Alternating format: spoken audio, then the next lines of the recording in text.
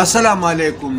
زیم بخت الله جان حسرت او تاسو ګورئ په پښتو پوینټ ټي وي باندې د نن ورځې تر دې دمه خبرونه. د ټولو اول سر خبرونه.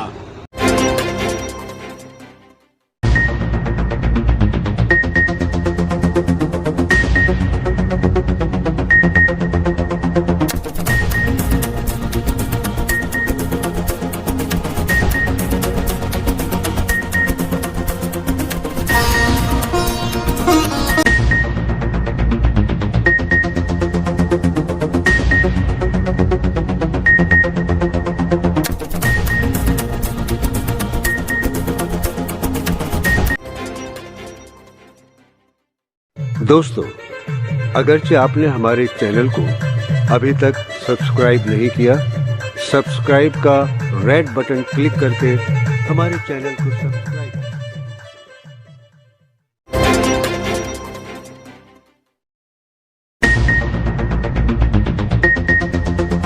په تیرو 40 غنټو کې کرونا وایرس په ملک کې 2.6 کسان نور ووژل.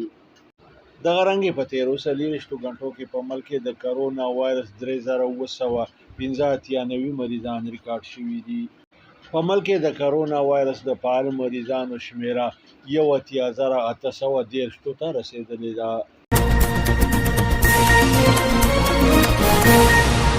د برطانیې نه پاکستان د کرونا وایرس د ویکسینو د 12 لکو خوراکونو اولنې کې را رسیدلې ده.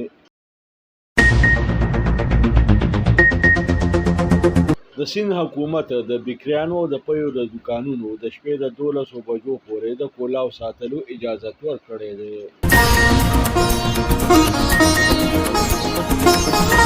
د صحت عالمي ادارې د چین د کمپنۍ ساینوفارم د کرونا وایرس د ویکسینو د لګولو په فوري توګه اجازه ورکړې ده.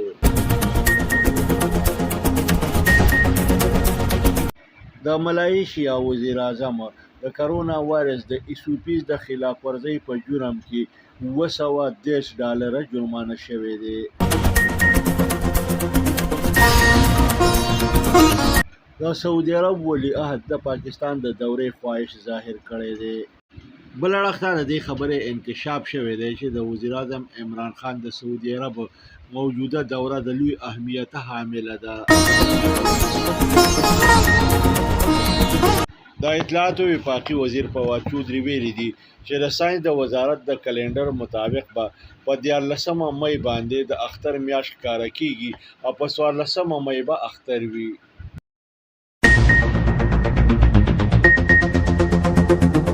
د اطلاعاتو مطابق د مسلم لیگ د مرکزی صدر میاں شهباز شریف ته د پلاټ نه 3 غنټې مخکې دا اطلاع ورکړی شوې وه چې PNIL نه د خپل نوم وباسي.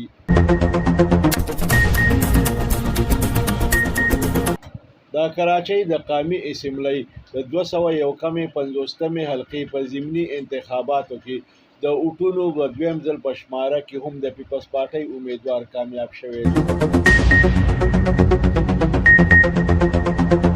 صدر پاکستان عارف علوي د آئین د آرټیکل 1.9 د لاندې د مور او پلار د حقوقو آرډیننس جاری کړی دی. د دې آرډیننس د مخه به اوس د کور نه د مور او پلار ویستل جرم تصور کیږي.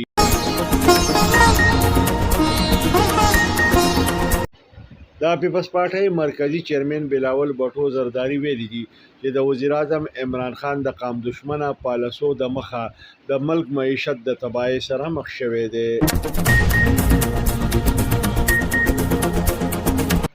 پاکستانی اداکاران په مسجد اقصی کې په فلسطینی مسلمانانو باندې د اسرائیلی فوج په تشدد باندې اور لمبه شوي دي. د پاکستان د مشهور اداکار عارف صدیقی مور طلعت صدیقی حق رسیدلې ده. د مشهور ګلوکار عارف لوهار کور ودانې مړه شوه. د افغانستان په دارالحکومت کابل کې په یو سکول باندې د 3 راکټو په حمله کې په ګڼ شمېر کې مرګ ژوبله شوې ده. په برطانیه کې پاکستانی نژاد صادق خان یو ځل بیا د لندن میر منتخب شوی دی. په هراره ټیسټ میچ کې د زیمبابوې ټیم د پاکستان د 510 رنزونو په جواب کې په 132 رنزونو باندې آوټ شو. په دویم انینګز کې د پاکستان بالرانو د پهلوان دپاره بیټینګ کوونکي د زیمبابوې ټیم 9 لوبغاړي په 220 رنزونو باندې پویلین ته لیږلي دي. د هراره په دویم ټیسټ میچ کې د پاکستان اوپنر بیټسمن عابد علي په ګڼ شمېر کې ریکارډونه جوړ کړي دي. دی په زیمبابوې کې د پاکستان اوږد انینګز لوبوونکی لوبغاړی ګرځېدلی دی.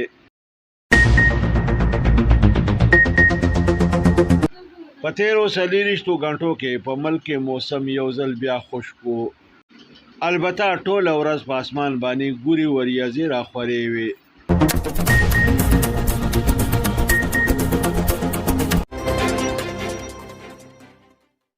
दोस्तों, अगरचे आपने हमारे चैनल को अभी तक सब्सक्राइब नहीं किया, सब्सक्राइब का रेड बटन क्लिक करके हमारे चैनल को सब्सक्राइब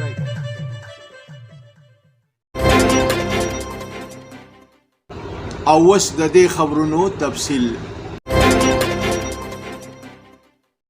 د سرکاري اعداد و شمار مطابق په تیرو 24 غنټو کې په ملک کې د کرونا وایرس ټول 40,916 ټسټونه شوي دي.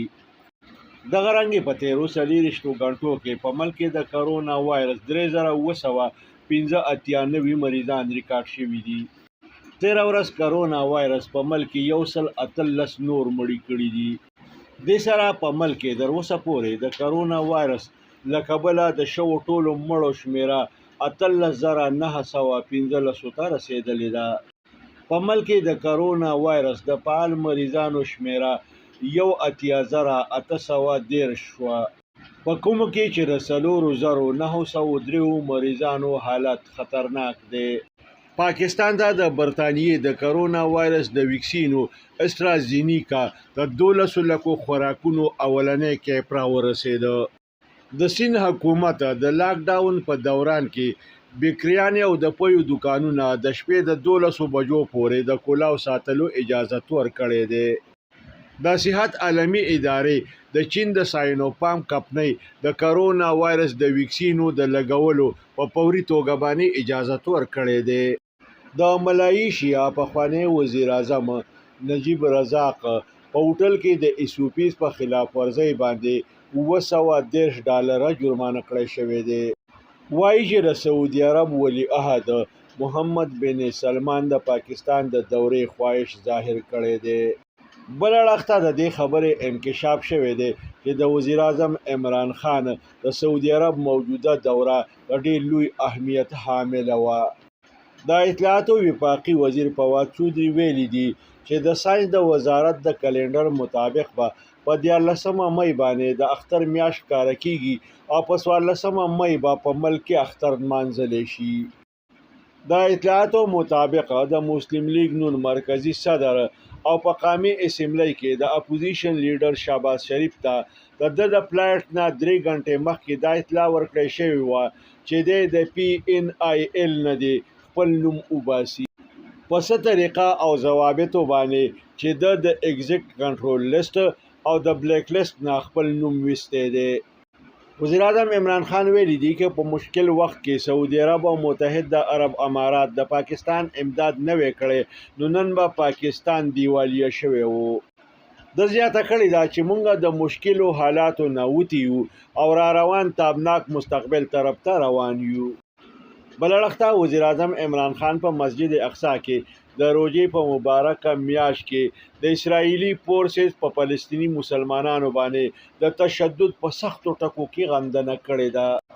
د کراچۍ نه د قومي اسمبلی د 251 حلقې د ضمني انتخاباتو د اوټونو په دویم ځل په شمیره کې هم د پیپلز پارټۍ امیدوار کامیاب شوی دی. په دې شمیره کې د پیپلز پارټۍ امیدوار قادر خان مندوخې له 15,655 اوټونه اخیستي دي او دغه رنګې د دا نشست ګټلی دی. د ده په مقابله کې د ده مد مقابل د مسلم لیگ نونه مفتاح اسماعیل 14,953 سوټونه اخیستي دي او په دویم نمبر راغلی دی. د پاکستان صدر عارف علوي د آئین د آرټیکل 190 د لاندې د مور او پلار د حقوقو اډیننس جاری کړی دی. د دې اډیننس د لاندې به اوس د کور نه د مور او پلار ویستل جرم تصور کیږي. د پیپلز پارټۍ مرکزی چیرمن بلاول بټو زرداری ویلي دي چې د وزیر اعظم عمران خان قوم دشمنه پالیسو د ملک معیشت تباهی ته رسولی دی.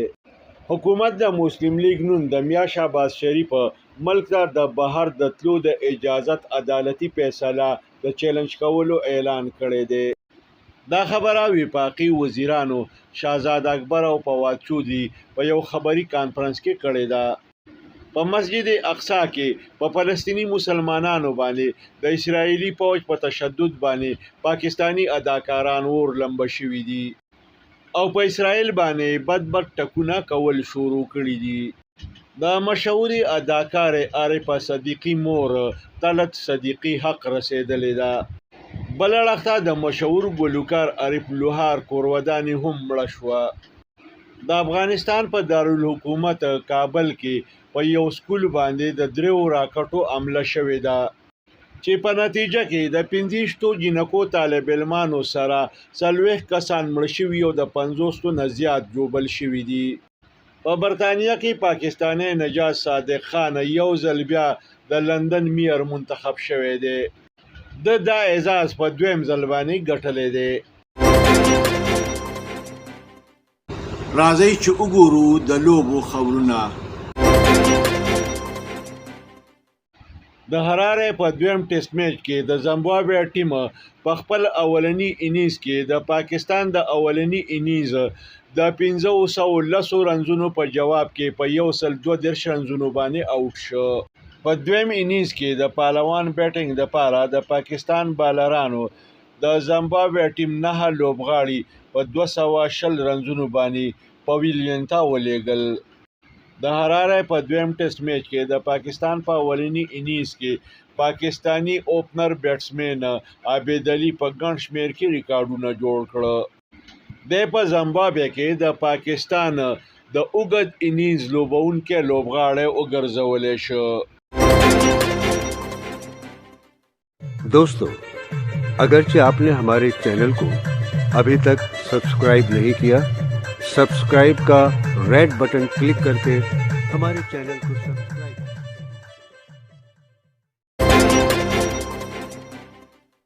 اوس ګورو د موسم حال. په تیرو 24 غنټو کې په ملک یو ځل بیا موسم خشک و. البته ټوله ورځ په اسمان باندې ګوري وریځې راخورې وې. د محکمه موسمیات د پیشنګویۍ مطابق پر روانو 24 غنټو کې په ملک یو ځل بیا د خشک موسم امکان دی. د سره د نن ورځې خبرونه پای ته رسي. ښاد او آباد اوسئ. د لوی الله په امان. کتونکو پښتو فاین ټي وي سبسکرایب کړئ. دا ټلۍ په بټن ګوته کېدئ او دغه رنګې دا خبرونه کتنه د خپل ژوند معمول وګرځوئ.